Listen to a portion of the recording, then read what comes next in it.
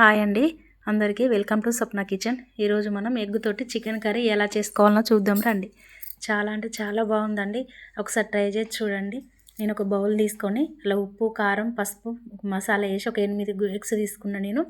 8 eggs దాంట్లో కొట్టి పోసుకొని అన్ని మసాలాలు అన్నీ కలిసేటట్టు మంచిగా కలుపుకొని వేరే ఒక గిన్నె తీసుకొని దాంట్లో పోసుకొని ముందుగానే నేను కడాయి వెలిగించి దాని మీద నీళ్లు పెట్టుకున్నాం. ఆవిరికి ఇది ఎగ్స్ ఉడికిద్దాం. ఆ తర్వాత ఒక కడాయి నేను మట్టి పాత్ర తీసుకున్న. మట్టి పాత్రలో కాజు, బాదం వేసి దూరగా వేపుకుందాం. అలానే 2 ఉల్లిగడ్డలు, ఒక 2 పచ్చిమిర్చి, అవి మనం పచ్చి వాసన పోయేదాకా వేపుకుందాం. కొంచెం పచ్చి వాసన పోయాక 2 టమాటాలు వేసుకొని అవి కూడా కొంచెం పచ్చి వాసన పోయేదాకా వేపుకొని మగ్గిపోయాక అవి తీసుకొని ఒక బౌల్లో వేసుకుందాం.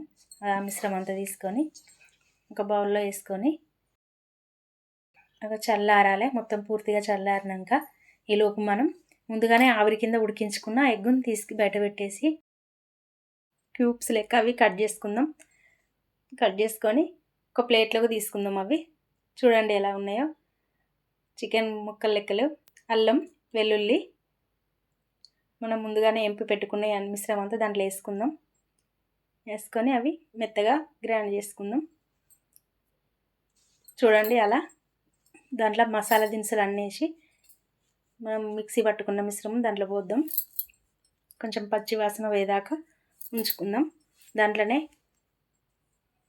చాలా అంటే చాలా బాగుంటుందండి. ఒకసారి ట్రై చేయండి. ఒక స్పూన్ కారం, ఫస్ట్ పచ్చిమిర్చి వేసినాం కాబట్టి తగినంత కారం వేసుకోండి చూసుకొని. ఒక స్పూన్ ఉప్పు, పసుపు చూడండి. కొంచెం మసాలా ఎగ్స్లలో కూడా మనం కారం, ఉప్పు వేసినాం కాబట్టి చూసుకొని వేసుకోండి. కర్రీలా కొంచెం పచ్చివాసన పోయేదాకా తగినంత ఉప్పు వేసుకుందాం. ఆయిల్ కొంచెం పైకి వస్తున్నప్పుడు ఈ మనం ఎగ్స్ పక్కకు పెట్టుకున్నాం కదా, అవి దాంట్లో వేసుకుందాం. వేసుకొని కలుపుకొని మూత పెట్టేసి పక్కకు ఒక 10 నిమిషాలు ఉడికిద్దాం. ఆయిల్ సపరేట్ అయ్యేదాకా. చూడండి ఆయిల్ సపరేట్ అయింది. ఒక నిమ్మకాయ పిండుకుందాం. కొత్తిమీర వేసుకుందాం. దాంట్లో కొత్తిమీర వేసుకొని సర్వ్ చేసుకున్నాడు అండి. చాలా అంటే చాలా బాగుందండి.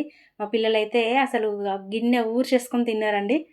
చాలా అంటే చాలా బాగున్నదమ్మా, మళ్ళీ చేయి అన్నారు. మళ్ళీ ఒకసారి ట్రై చేయాలండి. చాలా అంటే చాలా బాగుంది. ఒకసారి లైక్, షేర్, సబ్స్క్రైబ్ చేసుకోండి. మాకు సపోర్ట్ చేయండి. మీకు ఇంకేమన్నా కర్రీస్ కావాలంటే మా ఛానల్లో కామెంట్ చేయండి. మేము ట్రై చేస్తాం. ఈ కర్రీని అన్నంలోకే కాక ఇంకా రొట్టెలోకి కూడా తినచ్చండి. చాలా బాగుంటుంది.